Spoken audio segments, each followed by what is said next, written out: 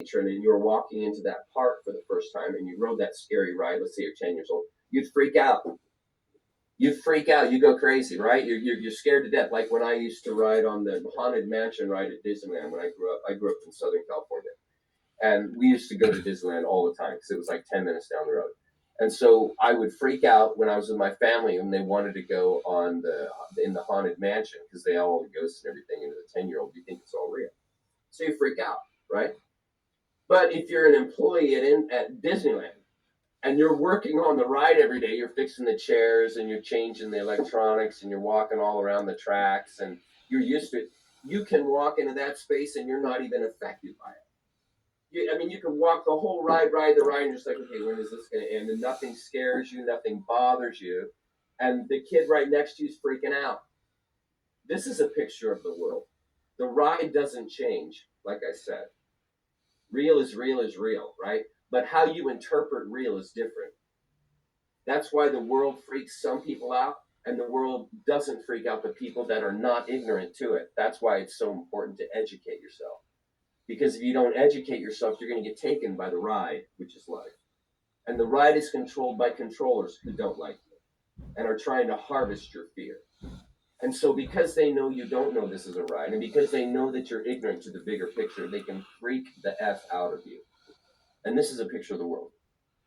And they freak people out through egregores, lies, deceptions, and making people think that the world is real. Making people or encouraging, causing people to think that their mind is real, that their ideas are real. But can you hand me your idea? Well,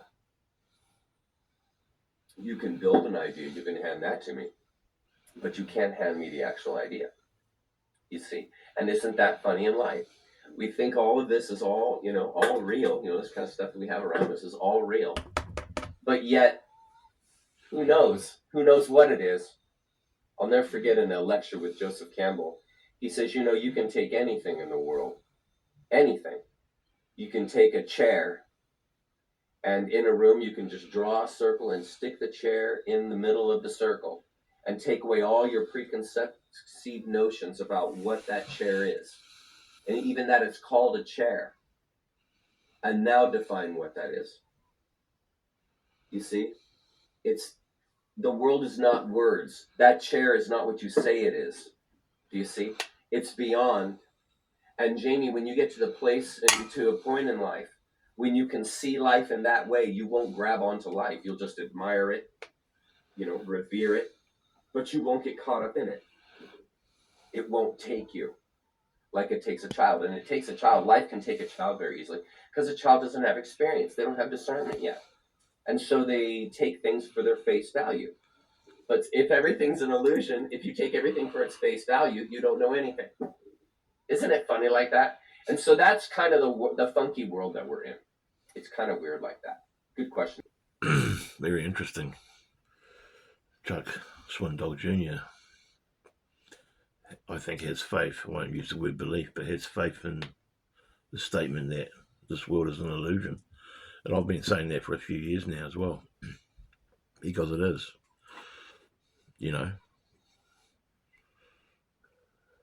And how real is our mind?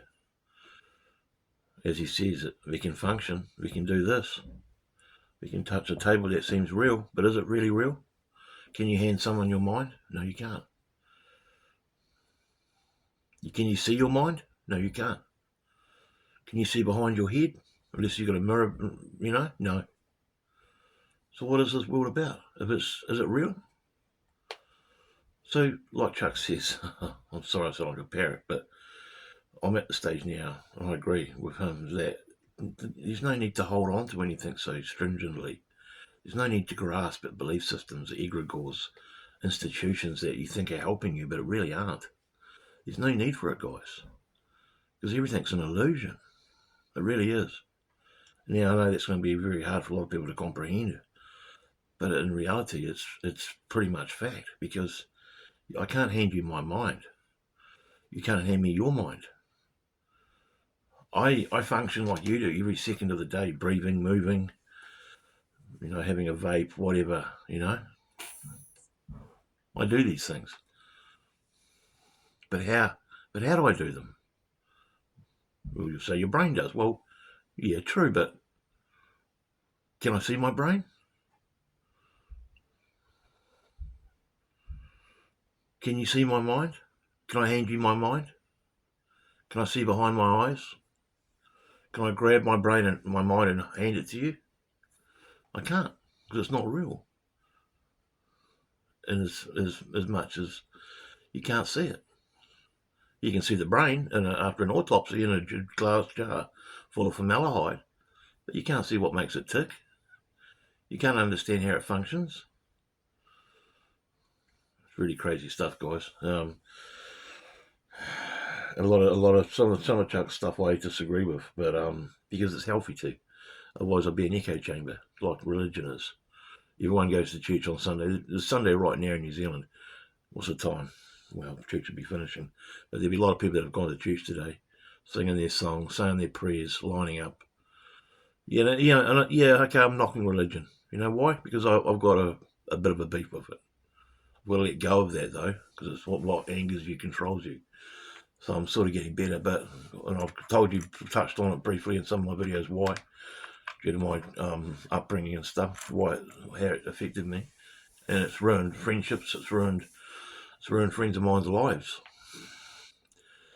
But, a lot of people have gone to church today around the world believing in a belief system.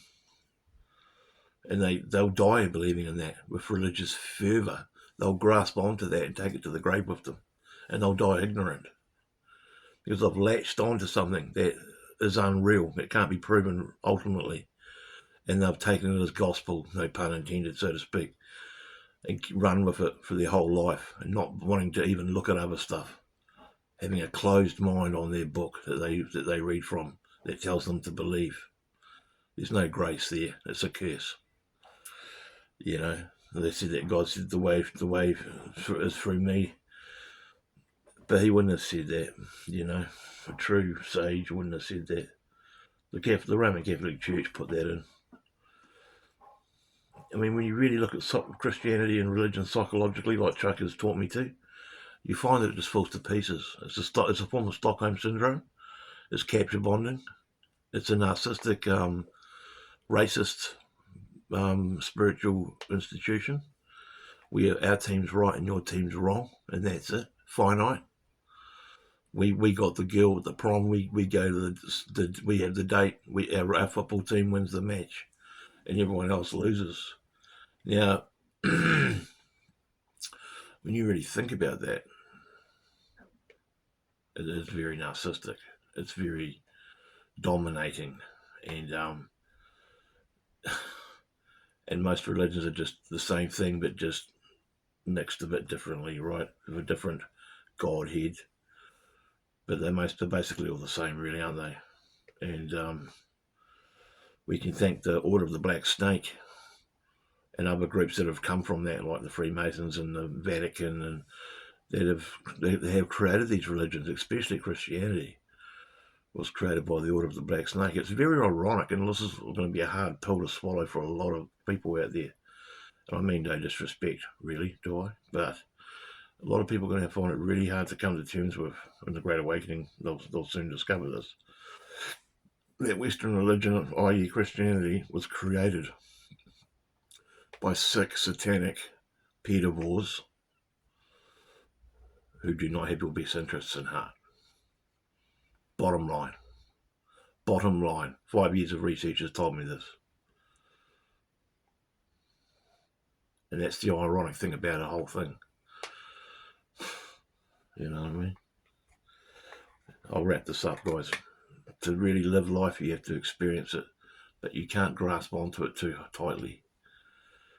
I'm sounding a bit Alan Wattsy here, maybe a bit of Terence McKenna.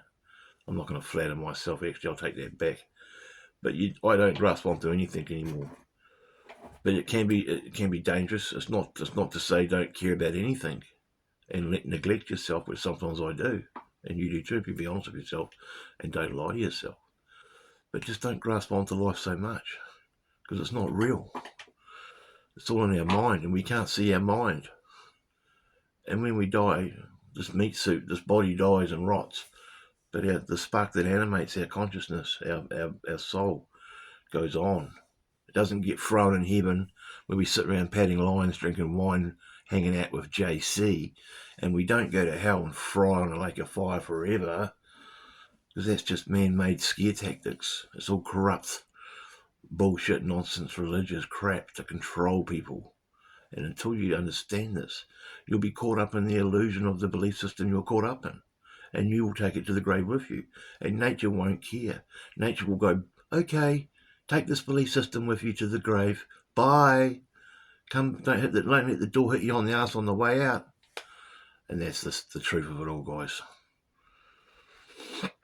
And I tell you what, the more I think about it, if you've got your head above the water and you're not a Neanderthal, and you've got a critical thinking mind, and you live in the present moment, then all this should be common sense to you, especially now in the time of the Great Awakening. Whether or not you agree with me is your prerogative. I'm just putting it out there. It's maybe for you to speculate over, think about, and maybe do your own research. But above all, trust your own intuition, your gut muscle, your heart. The gut knows everything. The mind, not so much. The gut, your heart, your gut instincts will tell you the truth every time. Never go against them. And there's a chance that if you believe in religion as the be-all and end-all, well, sadly, you're under mind control. And you can criticise me all you want. Put it down in the comments. Have a good day, guys. Bye-bye.